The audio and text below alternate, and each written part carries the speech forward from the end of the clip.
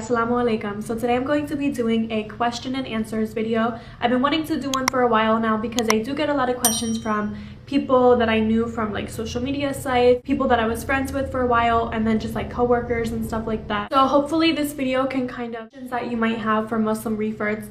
This is just going to be a part one. I will probably make this into a series and include, you know, like a bunch of different kind of questions. So with why do you say revert instead of convert? So this is a very good question. I think a lot of times when you say that you reverted to Islam, people take it as like maybe you were born into Islam and then you stopped practicing and then you know started to practice Islam again. So the reason that we say revert instead of convert is because as Muslims we believe that everybody is born pure and we have, you know, faith in one God, Allah. It's almost like when people say like, oh, I found God again, or like I was born again. It's like almost similar in that respect, where it's like we believe that it was the world or like people influencing you to act a certain way or to believe certain things. And then when you know, take shahada, and when you say, you know, la ilaha illallah, is you like reverting back.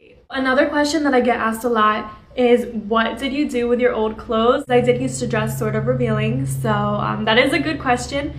And especially because maybe other Muslim reverts, they might be like, oh my gosh, I have so many non-modest clothes, like what should I do with them? So a lot of my clothes I just kept and I wear them around the house, or depending on what it was, like I have some like maxi dresses that are very long, but they're tank tops. So I just, you know, I put a turtleneck under or something so I can just layer them. So it's not like I really had to get rid of that many clothes, but I did donate a bunch of clothes because if I'm not going to be wearing them or using them, it's best to give them away to people that can. I think that's your best bet, is to either give them away to friends and family or to give them to a charity. So this question was from my friend Amanda, and she said, besides not eating, to change your diet dramatically? Honestly, no. I feel like it hasn't been hard for me. I have this really awesome app. It's called Scan Halal. So if you can kind of see here, you just open it up, and then when you go shopping, you have, ooh, my face.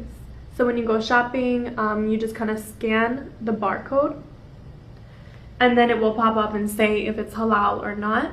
So I'll do that sometimes if I'm unsure of something, like certain candies or things like that, but for the most part it hasn't been hard at all. So the next question is it hard balancing your culture with being Muslim? And like, is it hard to be an Italian Muslim?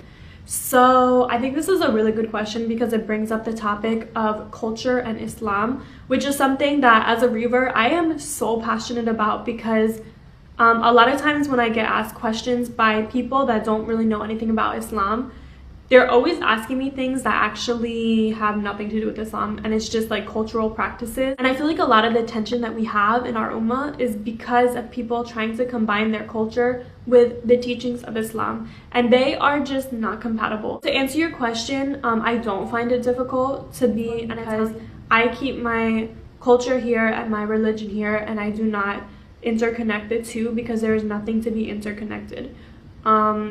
I am a huge supporter of embracing your culture, celebrating your heritage. I think that is, you know, amazing, just so long as it lines up with the teachings of Islam.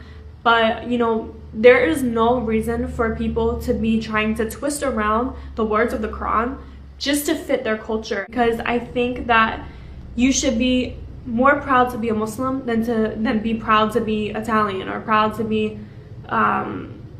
Palestinian, or, you know, etc., etc. Like, it should be Muslim first and then your culture, you know what I mean? And another thing I wanted to say too is like I don't want to offend anybody, because there was a time in my life when I was super proud to be Italian. I was just very into it, I guess you could say. But then I took a DNA test and I'm actually 20% Arab, and so yeah, I'm not fully Italian. I'm also like German and French and like other things.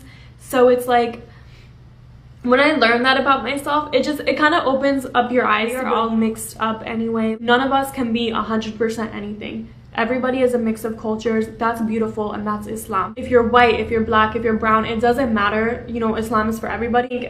I do see some racism in the ummah, and that's not okay. And that all kind of comes to play with putting your culture before Islam. So I hope that kind of answered that question. The same girl also asked, what is it like being a Muslim in the South? difficult. It's not the easiest thing ever. If you're new to my videos, I was born and raised in New Jersey, and then I moved to the South, and it's different. I mean, I don't want to offend anybody that's from the South, but some of you guys can be extremely rude.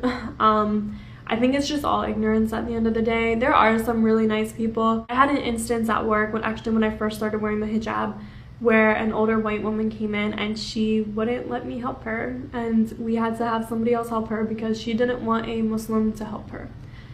And it's kind of heartbreaking, but at the same time, it's like, it's gonna be everywhere. It's really not just the South. I think it's just more out in the open in the South, but I think that the same ideas and the same level of Islamophobia or racism or xenophobia, whatever, I think that exists in New York City or in California. You know, it's not as, people just aren't as open about it there because there would be more backlash. So one thing I do try to do, because everybody's mine, but one thing I do try to do at least is be a good example for a Muslim, because, you know, when somebody first sees me, they're gonna see Muslim. That's what, you know what I mean? Like, they're gonna look at me, they're gonna see the hijab, and they're going to automatically jump to these conclusions in their head.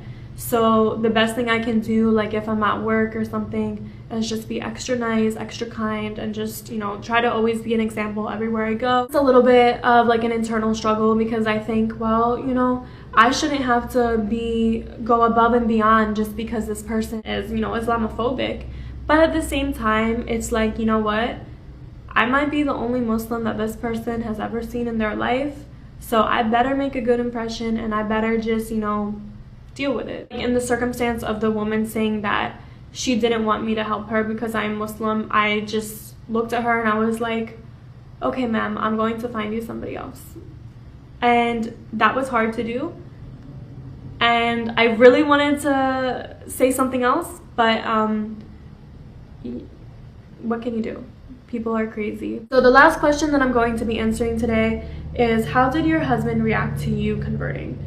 So this is a really good question. For people who may not know, he's in the military. He was a Marine, and his parents are like, I wouldn't say that they're atheists or anything, but they're like super agnostic. So I mean, he's never really been raised around religion, period. He didn't exactly view Muslims in the best light possible. But you know, I said to him, like, look, this makes sense to me. I was like, for a long time, I wanted a religion to tie to my beliefs because I wanted to feel that sense of community. At first, he was like freaking out. He was like, you can't wear the hijab, like, because we were living on a military base at that point. And he was like, I'm gonna get fired if you wear the hijab. And he was like so nervous, and he was really scared that the police would like basically bust down our doors and be like thinking that we're like terrorists or something. So basically what happened is I started to show him a few like Muslim reverts on YouTube, and they really got through to him. And like I said to him one day how I really just wanted to go to the mosque, and I just wanted to, you know, I wanted him to come, and I just wanted him to see how it felt. So he went to the mosque, and they gave him a copy of the Quran, and he talked to the guy for a while, like for long. I thought something happened to him, honestly. I was like, what is taking so long? This was during Ramadan. And then, you know, the guy he was talking to told him, you know, to come on Friday for iftar. And so then we went, and it was so nice, and we had amazing food, and there is like an announcement over speaker, and it was the imam saying that somebody wanted to take the shahada, and it was my husband, and I didn't even know. I seriously had no idea, but it was my husband, and he was like so happy, and like he just like, I remember on our way home, like alhamdulillah, he was just so happy. He went from being like anti-Islam to being the most devout Muslim that I know, honestly. Like mashallah, he is so devout. He doesn't miss his prayers. Like he wakes up for fajr, like mashallah. So to answer your question, it took some convincing, but now he is so happy, and look, my cat is happy too. Hi Luna.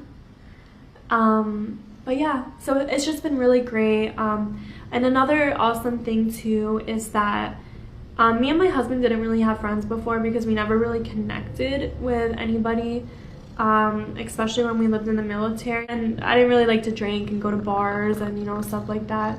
So, I don't know, it was just like really hard for me to make friends. I was usually always pretty lonely, but ever since we started going to the mosque, we made a really great group of friends. Like, alhamdulillah, everything works out for a reason. Like, I never would have thought that I would move from New Jersey to the South and become a Muslim, but I did, and alhamdulillah, everything is amazing. I am so grateful that God has blessed me with so much, and you know, all I can really do is try to be the best person I can be and live my life for him. So thank you guys so much for watching this video. I'm going to leave my Instagram account in the description box. It is private right now, and I don't accept everybody. I just have to make sure that you're like a legitimate person and you're not like somebody from high school trying to like tell me that I'm a crazy terrorist now. So yeah, also I don't accept men, so I'm sorry brothers, but there's a bunch of awesome brothers that you can follow on Instagram instead. So yeah, but I will leave that down below if you guys want to talk to me, because I have been really lazy with going through the comments. And also, like, I guess I'm a little bit nervous too, because when you revert to Islam, it's like a lot of negativity and a lot of positivity, and sometimes it's like too much to take in. But I just want to thank everybody that is being supportive and being kind and loving. So yeah, thank you so much, and inshallah I can do a part 2 to this video, maybe a part 3 or a part 4, inshallah. So thank you again for watching, and I'll see you next time. Bye.